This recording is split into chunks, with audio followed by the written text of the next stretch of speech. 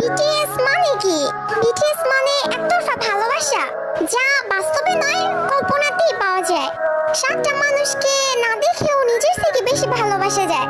তাদের সাথে হাত ধরে কখনো রাস্তা পার হওয়া যায় না, কিন্তু কল্পনায় হাজারবার হাত ধরেছি।